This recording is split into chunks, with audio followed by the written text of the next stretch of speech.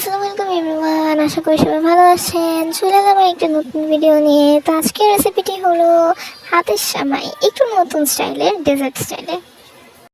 এই হাতের সেমাইটা প্রচণ্ড পরিমাণে মজা ছিল, কারণ এটাতে আমরা গিয়ে দুটি ফ্লেভারের জেলি অ্যাড করেছিলাম, যেমন একটি ভ্যানিলা ফ্লেভার আর একটি ম্যাঙ্গো ফ্লেভার। বিস্তারিত আপনারা ভিডিও। সেমাইটি বানানোর জন্য বা ডেকোরেট করার জন্য আমরা প্রথমত এখানে 2 পদের জেলি বানিয়ে নেব। তো জেলি বানিয়ে নেওয়ার জন্য আমরা এখানে একটি প্যানের মধ্যে 2 কাপ পানি নিয়ে ওর মধ্যে আমরা যে ফ্লেভারের জেলি বানাবো সেই ফ্লেভারের কোনো এসেন্স বা গিয়ে ট্যাং ইউজ করব। তো এখানে আমি ম্যাঙ্গো ফ্লেভারের ট্যাংটা ইউজ করেছি। এরপর এর মধ্যে পরিমাণ মতো চিনি এবং আগার আগার পাউডার দিয়ে এটাকে ভালোভাবে মিক্সড করে এটি যখন একটু ঘন হয়ে আসবে তখন এটিকে একটি বাটিতে ঢেলে সেট হতে দিয়ে দেব।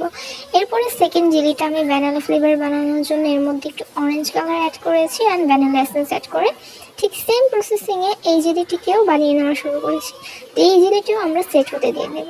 এরপরে আমরা এখানে সেমাইগুলোকে ঘিয়ে ভেজে নেব ভালো মতন, কারণ হাতের সেমাই ঘি ভেজে নিলে ওটা খেতে অনেক স্বাদ লাগে। তো এখানে আমরা ফালুদার প্যাকেটটা আগে থেকে রেডি করছিলাম। তো ভেজে রাখা সেমাইগুলো ফালুদার সাথে মিক্সড করে দেব। তো ফালুদার মিশ্রণের সাথে এগুলোকে মিক্সড করে ভালোভাবে নাড়াচাড়া করতে থাকবো। তারপরে এর মধ্যে অ্যাড করে দেব 1 কাপ লিকুইড দুধ।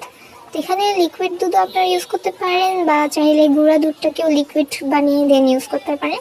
দেন এগুলোকে ভালোভাবে মিক্সড করতে করতে এরপরে এটাকেও আমরা যে বাটিটিতে আমরা এটাকে পরিবেশন করতে চাই ওটাতে এটা ঢেলে দেন গিয়ে আমরা কিছুক্ষণের জন্য রেখে দিব যেন এটা একটু মিডিয়াম টেম্পারেচারে চলে আসে। ঠিক তারপরে আমরা দেখতেই পাচ্ছেন এটাকে আমরা বাটিতে ঢেলে নিয়েছি যে বাটিতে আমরা পরিবেশন করতেছি। এরপরে আমি এর মধ্যে জেলি টেলি অ্যাড করে দিয়েছিলাম, বাট তখন গিয়ে আমার ভিডিওতে একটি নেওয়া হয়নি।